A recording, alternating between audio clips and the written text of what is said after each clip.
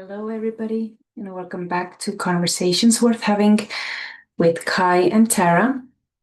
Today, it will be a little bit different than the other podcast because Tara this week has a lot of patients she has to help. So, we are going to sit here with me for 20 minutes and get right to the podcast. Today's podcast will be very personal to me, as many of them are, all of them. And we're going to talk about doing it alone. Doing it alone. What are some of the things that you've been putting off because you've been looking for permission from other people? Have you perhaps put off your health or fitness goals, or perhaps you need more sleep and rest and time for yourself?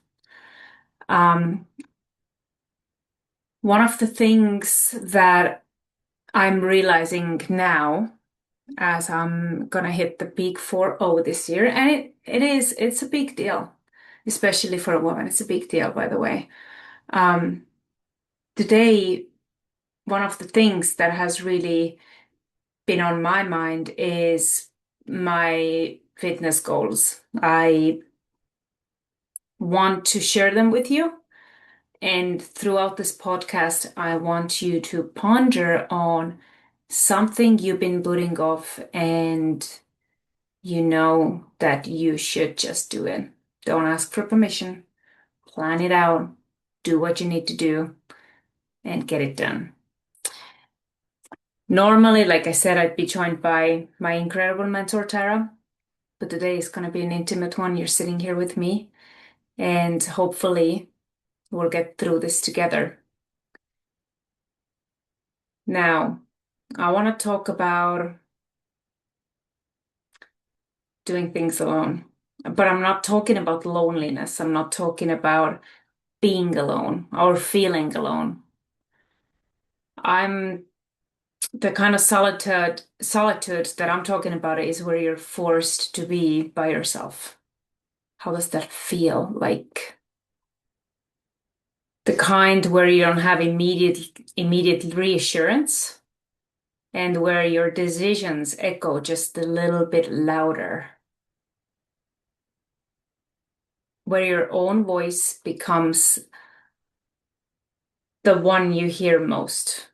And honestly, there is something very uncomfortable about that, but also something very powerful. What does doing it alone really mean? Well, let me read my notes here because it's the first time doing the podcast alone. So first things I want to get straight is doing it alone does not mean that you're not supported. It does not mean that you're unloved. It does not mean that you're abandoned. It doesn't mean you have people in your life that doesn't love you, that don't love you. It means that in certain moments, you're the one who has to show up for you. You're the one who decides whether you're gonna get up out of bed when it's hard, whether you keep going when motivation disappears, whether you believe in your own goals when nobody's clapping. And that's when things get real. Because when you're alone with your own goals, your own fears tend to get a lot louder as well. What if I fail? What if I'm not consistent enough? What if I quit? But here's a thought that I've been pondering on lately. What if doing it alone isn't a disadvantage, but a training ground? The quiet work no one sees. There's a version of your life and mine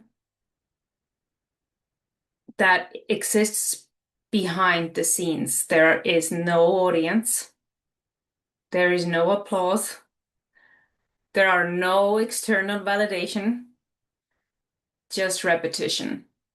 And for me personally, it has been fitness since I was 12, but it has become so much more than that.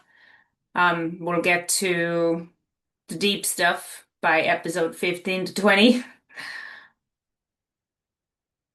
But two things I really would like to accomplish, and knowing myself, I will. But when you write them down, it gets even realer. Even if you haven't done it yet, your brain already wants to get to your end goal. I've been thinking a lot about two personal goals that I have for the next 2 years.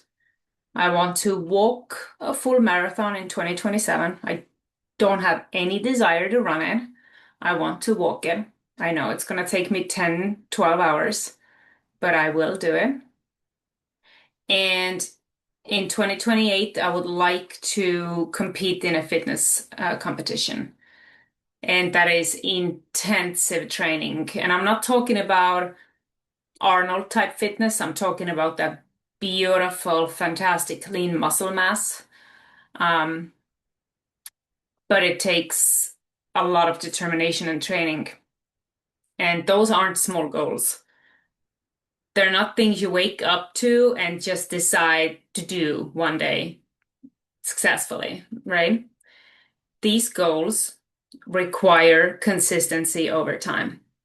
Let me just put into perspective that about 7 months ago, I was unable to do like 7 push-ups in one setting, in one time. But because I've been consistent over the last 8 months, I wrote on my nice homeschooling board 12 push-ups a day. I can push out about 28 push-ups in one setting, in one time, one repetition, in one setting. I just had dinner. But it takes determination, and doing it alone means doing it for you. You have to do things for you. Here's a thought I have to make sure that I mention. One day, when the kids are grown, or when the kids already become teenagers, or if you just have pets, whatever your lifestyle is, wherever you are, you will need something to fall on, something that becomes your safety net. And you need to try to early on have that safety net before it becomes chaos and you find yourself completely alone without a purpose. So consistency with doing it alone. And it's a lot of solo effort. I don't put on a show when I'm doing my pretty intense workouts. I just press play. I get my weights ready, I get my yoga mat ready, and I just press play. And guess who sees me do it day in and day out? The grind. The kids do. No one is going to build that discipline except me. And no one is going to build the discipline for you except you. And that's where the idea of doing it alone becomes less sad and more sacred. Because every step I take, literally and metaphorically, it is proof that I can rely on myself. When you can rely on yourself, you feel like a winner. Let's talk about motivation for a second. We love the idea of feeling inspired, pumped up, and ready to go. But if you are doing something long term, like training for a marathon or preparing for a competition, motivation is actually the least reliable part of the process. You won't feel like it most days. I can totally admit to that. Even though I've been consistently working out for 6 years, 7 years now, my brain likes comfort. Our brains are there to help us survive. So the brain will tell you lies such as, we don't really need it, or you're so comfy. Is it worth changing into a workout bra? Whatever the case is, I still fight with that voice. And I tell it to shutty because I'm doing the workout, because I know how I feel and I know how I sleep after I'm done.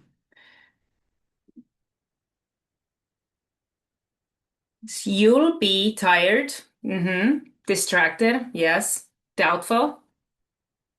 And when you're doing it alone, there is no one there to push you in that exact moment.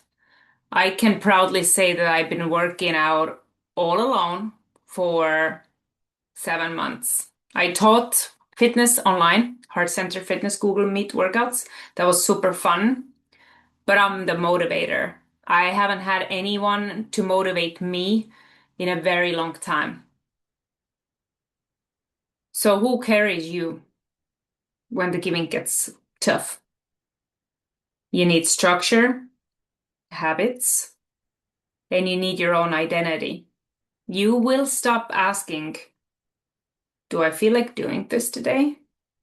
And you will start saying, this is just what I need to do today. That shift is everything. And I do have a question for you. Let me pause and ask you something. What is something that you've been quietly wanting to do, but haven't committed to yet? Not the flashy goal you tell people about. The real one deep inside.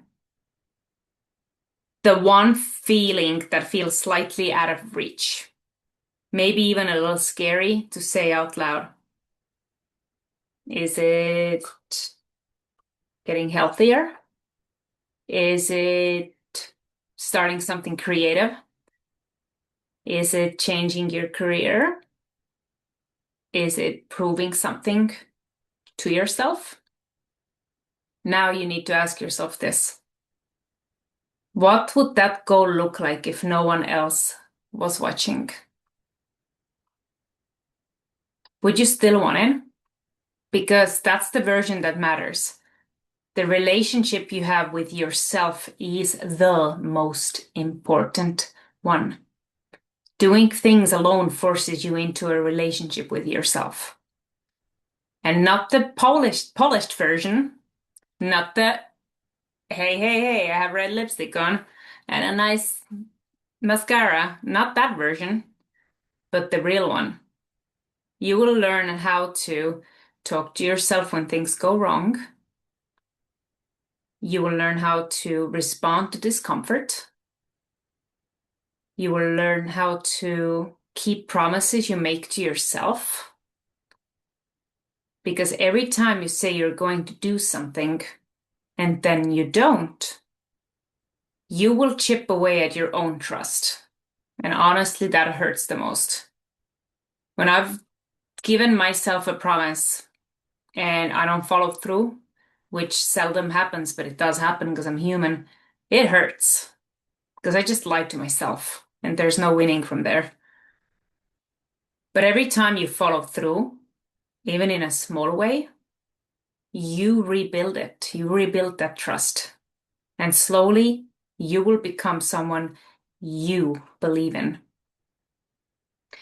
We're going to go through the marathon as the metaphor, okay? So let's go back to that marathon goal for a second. A marathon isn't just 26.2 miles. I don't care if I want to walk it. It's okay to judge me. I have no desire to run a marathon. I want to walk the marathon. But a marathon isn't just the 26.2 miles. It is early mornings, sore legs, probably sore everything, days you don't feel ready, and progress that feels too slow. It's a long conversation with yourself.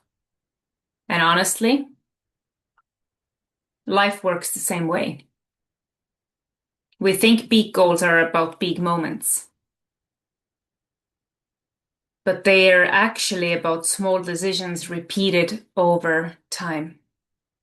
So when I think about walking a marathon in 2027, I'm not just thinking about the finish line. Actually, I'm not even thinking about the finish line. I'm thinking about becoming the kind of person who can get there. That's what I'm thinking about. We need discipline, confidence, and we need to step into a version of ourselves that we have not met yet. And how do we do that? It's intimidating, but you start small, just like we talked with Tara a few podcasts back. It's intimidating, but it's also exciting because transformation is real. It's not dependent on constant external input. It's built from within. I want to acknowledge something very important because we only have a few more minutes left. There's a difference between doing things alone and feeling alone. And sometimes those can overlap. There will be moments where you wish someone understood what you're working towards, like your spouse, closest friend, someone. You wish someone checked in more. When you look at your phone, you wish somebody would just check in on you more. How's it going? What are some of your goals you're working on? And you also will wish it felt easier, and that's all human. But independence isn't about never needing anyone. It's about knowing you can still move forward even when support isn't immediately there. I'm going to leave you with this last question. Think about your current life. Take a pause. Where are you waiting for permission? Are you holding back because nobody's pushing you? No one is validating you? That's a huge one for me. No one is joining you? What if you didn't wait? What if you just started? The power of showing up for you is extremely underrated. You have to consistently show up for yourself. If I walk a little today and a little tomorrow and a little next day, eventually I will build endurance. If I train imperfectly but consistently, I build strength. And over time, those small efforts stack into something real. That's the quiet power of doing it alone. No spotlight, just progress. Thank you for being here today. I will leave you with one last one, I promise. If you trusted yourself just a little more, what would you start today? Not tomorrow, not next week, today. Ask yourself that question because only you can answer that. I also got our email right now, so please check it down. You can send us questions, concerns, love, whatever is in your heart cells. Conversations with Kai and Tara at gmail.com. That is conversations with Kai and Tara at gmail.com. Thank you so much for being here. You are loved beyond measure. You are deserving of love, acceptance, and all the good things that life has to offer. Sometimes you just have to do it alone, and that's okay. This is Conversations Worth Having with Kai and Tara, Tara and Kai, aka just Kai today. Have a lovely day, and we will see you soon. Bye bye.